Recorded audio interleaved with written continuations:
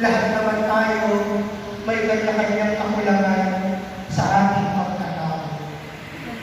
At kapag pala yung mga tao ginawan ka ng masama, yung mga tao sinisiraan ka, yung mga tao kung anong chismis ang binabalo sa iyo, pag ginantihan mo sila ng kabutihan, pinapalawan mo sa kanila lahat ng mga masasamang paninira na binalo nila sa iyo.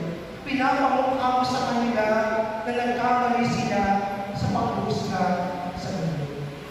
Kaya manatili pa rin kayong mabuti kahit ginagawa ng masama. Manatiling kalmado kahit sinisiraan.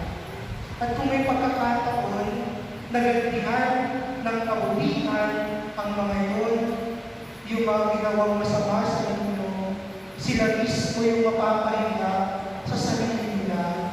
Sila mismo yung talunan.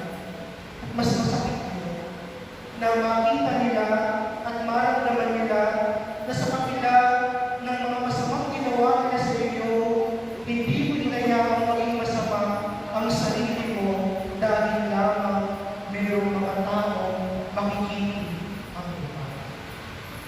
Kaya mahalaga na bago ka magsalita, bago ka mag-open, pag-isipan mo ng mabuti yung sasabihin mo.